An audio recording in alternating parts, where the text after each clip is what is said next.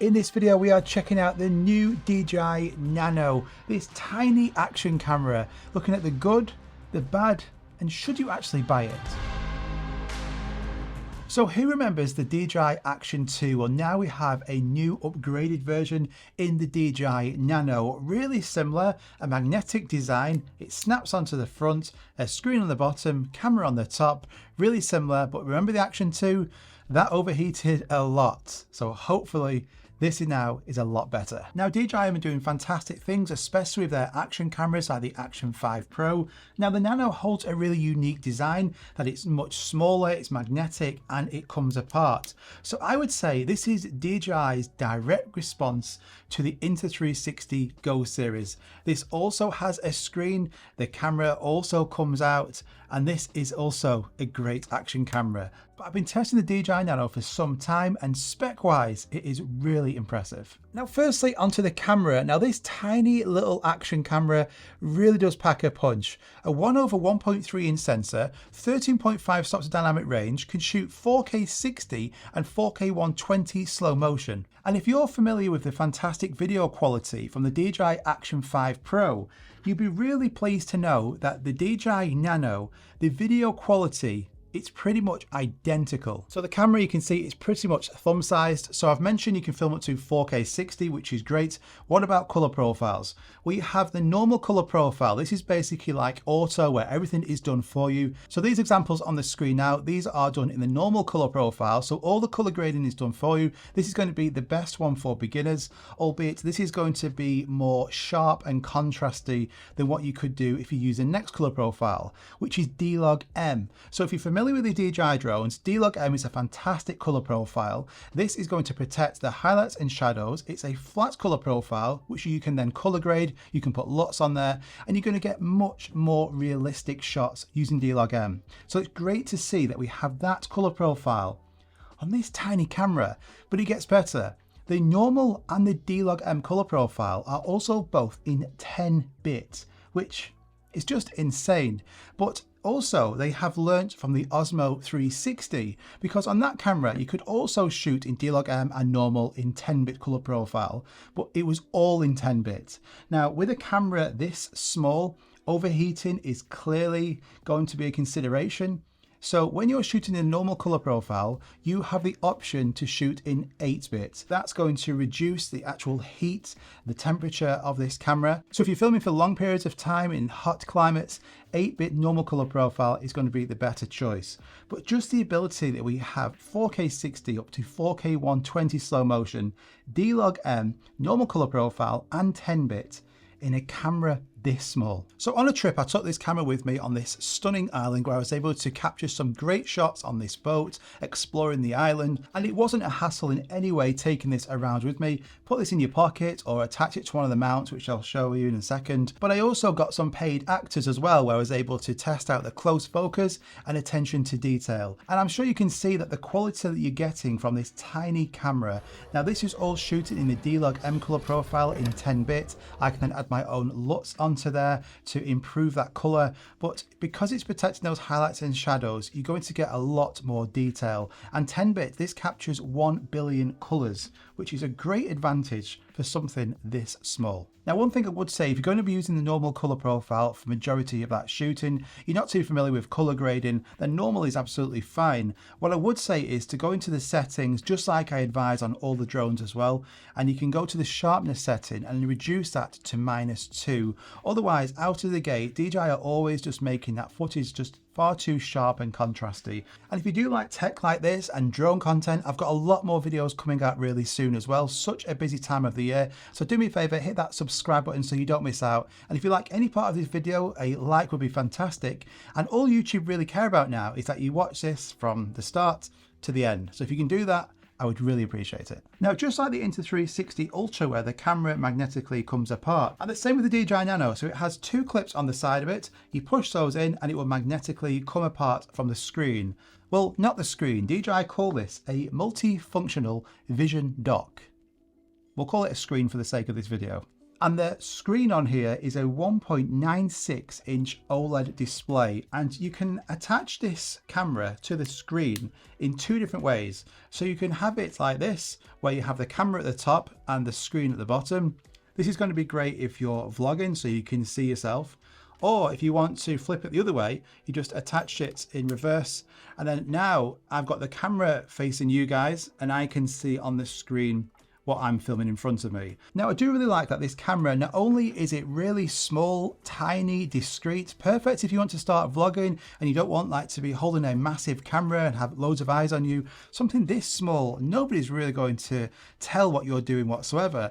But the back of it is also magnetic, which is fantastic. You can mount this to things. So if you're out and about, you can just literally hit record. You could find something metal in that area. So a metal pole here, I could just attach it magnetically to this pole and now I've got my own personal tripod. And this is fantastic, especially when you're out and about. This is such a great advantage. And you also get this magnetic necklace as well. So this is really good because you literally just pull that to adjust it. So really fast. And then with this now, you can just put this around you. Let's put it around me here. I can adjust that. So it's super easy to adjust it. Take this off and just magnetically attach it to me. And then I've got this POV angle and that's going to record in horizontal. If I want to record in vertical, I'll literally just rotate it around and I've got this vertical shot. And I use this so much when I'm out and about, especially on my bike. I want to get a POV angle in front of me. I can just get this and attach it magnetically like this. Super strong magnets as well. So this, I think the chest mount is great for those POV angles. But you can also get an additional POV view because it comes with a baseball cap mount.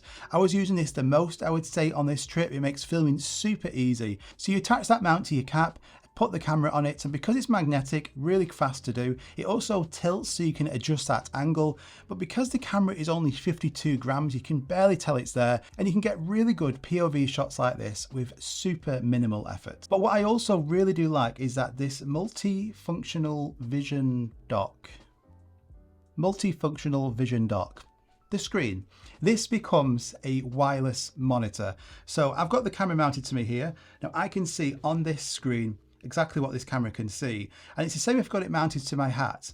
I can use this as a wireless monitor. So here in this location, I'm flying my drone. I've got this mounted to me like a chest mount, and I've literally just got this to my side like that. And I can monitor, I can see that framing. It is so handy. So it's great that you have this full functionality. When this is detached, this becomes a wireless monitor. Or you can get the camera, you can attach it back on, and then you've got your own vlog setup, or you can twist it, and now you've got a view in front of you. So you've got several different options there of all getting these creative shots. Now the camera comes with 64 or 128 gigabytes of internal storage. You're going to be able to get two different versions of this. So that's going to be a decent amount. If you do forget your memory card, you can record your footage to the internal storage on here, and then you can transfer it to your computer, or you could put an SD card in here. At the side of it, there is an SD card slot, and then you can transfer that internal storage to an SD card at a later date. Now, I would personally just say, get the 64 gigabyte version of this. It's going to be cheaper.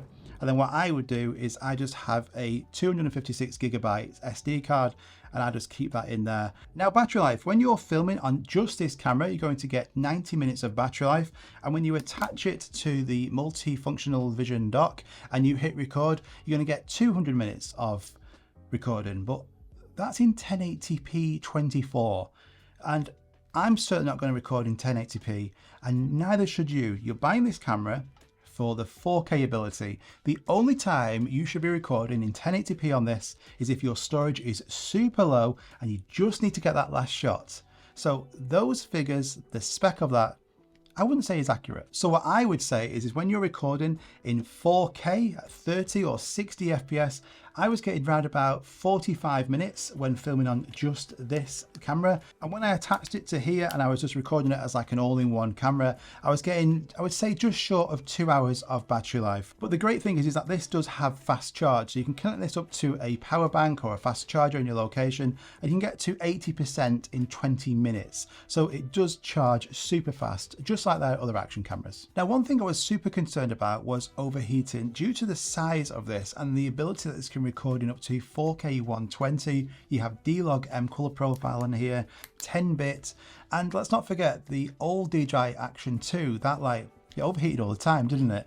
But I'm really pleasantly surprised to say that I was using this in Greece. It was 37, 38 degrees most days, really hot. Also used it in Spain as well, where it was generally about 31, 32 degrees. And then obviously I've been using this back home where, you know, there's no chance of it overheating whatsoever in the UK. Now, granted, I was moving around, so it was either mounted to my chest, mounted to my hat mount, or just holding it out in front, or I've had it on bike mounts, I've had it attached to the car. So there's always movements, but it is never overheated. Now, it does get warm. It gets really warm, but I've not had like an overheating message, or it's not like just turned off from getting too hot. And this is something that I couldn't say on the Osmo 360 that overheated quite a lot. So it's really impressive that a camera this small with this much tech and camera spec hasn't overheated. That's a great thing. Now, something which I really like using on all of these tiny DJI action cameras is the integration with the Osmo audio. So right now I'm filming on this camera in 4K 25 and I've got the audio coming from the DJI Mic 3. You can also connect to the DJI Mic 2 and the DJI Mic Mini as well. And the Osmo audio system I think is fantastic. You don't need any wires whatsoever. You literally just turn your microphone on, turn the camera on, pair it, and within like 2 seconds you've got wireless audio directly to this camera without the need for any wires. It is fantastic. So I'd say this is almost perfect with just one quirk. And this is, once you actually detach the camera from the screen, you get a message. So I'm going to do it now. So I'm going to now take the screen off. So I've got the screen here. Now, as soon as I do that, the camera is still recording. It's still picking up the audio fine, but this no longer transmits video. There's a message on screen saying Osmo audio connected, no video output. Please reattach the multifunctional vision dock, which is a bit weird because once you've got this detached, you can't then get a video feed on here if it's connected to the Osmo audio system. So say you've got this mounted magnetically, you're quite a distance away and you want to use this as a wireless monitor, you can't if you're using the Osmo audio. If I attach it back together, now it's picking up the video feed and the audio, and I can see myself on this monitor. So I'm hoping that can be fixed with firmware. And I also like that they haven't changed the magnetic mount system. So say you have like the DJI Action series or the Osmo 360, this has magnetic mount as well. And it's great that they are the same dimensions. So if you have accessories for your DJI Action cameras, your Osmo 360, say like this suction cup, you can attach it to here, but then you can go and get your Nano and use the exact same accessories on here. So whether you use it on the multifunctional vision dock, or if you want to take this off and you can just have the camera on its own. And I think this is great for getting those shots, especially in the car. I've been using this to like attach it to the roof or to one of the windows, and then I'm getting this like POV shot. So it's great that they haven't like gone and changed all the accessories, changed the magnetic mount system. So whatever you have for the Action series or the Osmo 360, you can use them same accessories magnetically on the Nano as well. So a fantastic camera with lots of decent spec in a tiny package like this. It does have a couple of quirks that I want to mention. So when you're recording footage, you could be recording it to the internal storage or to the SD card. If you hit play, you can see all the footage that you've captured on here, and you can go through and look at everything. Now, you can only do that if you've got the camera attached to the screen. If you detach this, then you can't view anything, which you can on the Insta360, you can't on this. Whether they'll allow that in a future firmware updates, I'm not too sure, but that's something which you can't do. To view any footage on here, this has to be attached all the time. Now, if you're also thinking of picking up a camera like this for vlogging, this is a good vlogging camera. But say you're doing travel content where you're showing yourself, but also you're showing that area and you're constantly like rotating that camera to show things, then maybe like a Pocket 3 or a different camera would be better. Let's just give you an example why I would think that. So say I'm walking down a street, let's just example, I'm in Rome. I'm vlogging here now, so I can hit record, and now I'm showing you and I'm talking to this camera, that's fine. But let's just say the Colosseum is there and I want to show you that.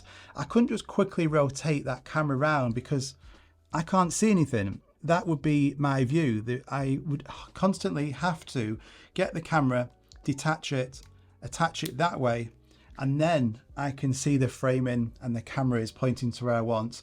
But then when I go back to vlogging mode, I'm going to have to detach it, put it back on.